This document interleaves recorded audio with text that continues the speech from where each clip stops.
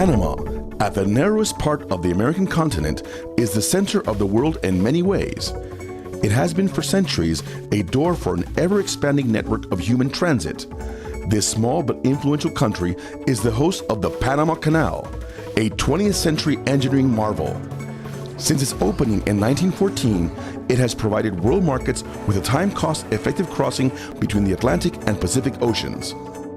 To meet the demands of globalization, the Panama Canal Authority has launched an expansion program to offer maritime trade a third lane of transit, one able to cross post-Panamax vessels from one ocean to the other.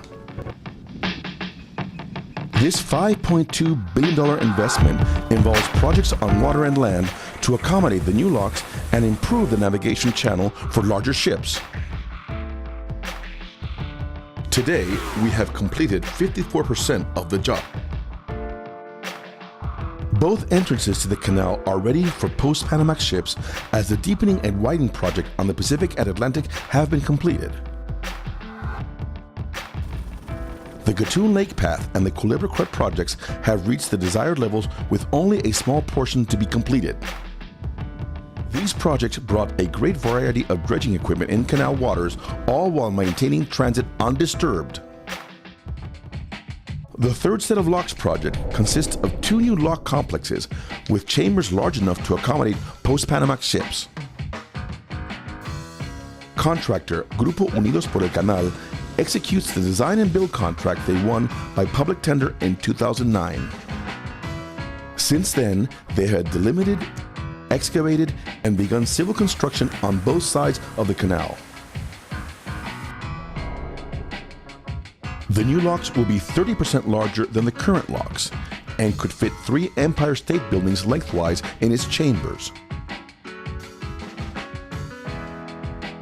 To ensure a sustainable use of water, the lock's design includes 3 water-saving basins per chamber, allowing 60% of water to be reused in each transit.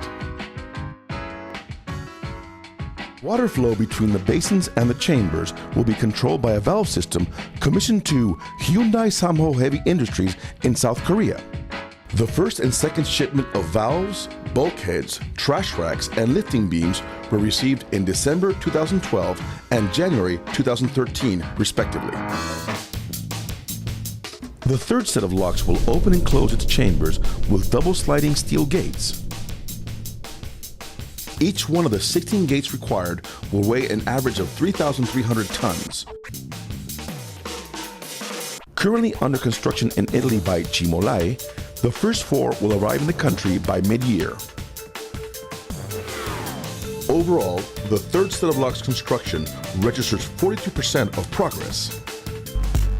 In order to build only one locks complex in the Pacific side, the program must build an exclusive access channel and thus bypass Miraflores Lake. This 6.1 kilometer long connection from the new locks to the entrance of the Culebra Cut was divided in 4 phases and entails the extraction of 50 million cubic meters of material. The first 3 phases have concluded successfully. Contractor ICA FCC MECO conducts the ongoing 4th stage. It has reached the design depth and now focuses on building a dam to separate the new channel waters from those of the Miraflores Lake, as they will have 9 meters difference in level. As of March 2013, this project has reached 69% of completion. To meet an increased water demand, the expanded canal will establish a new maximum operating level for Gatun Lake, its principal freshwater reservoir. Several adjustments to the existing structures are to be made to contain the new level. The work has reached 13% of the job. Meanwhile, work also advances in the green fields of reforestation. To compensate the displacement of forests within the project's footprints, more than 600 hectares of land across the country have become alive with new trees and the care of local residents. Mammals, reptiles, and birds have been rescued and relocated to safe areas. With such extensive dredging and excavation operations, remains of other times have surfaced. Archaeological findings include pre-Columbian arrowheads and a 16th century dagger. The Smithsonian Tropical Research Institute collaborates with the program by analyzing animal and plant fossils recovered from the job sites, including some that will change the way modern science explains climate change. Just as the construction of the Panama Canal changed the course of history almost a century ago, today's expansion represents a game change for traders and consumers alike. The path is set, the walls grow tall.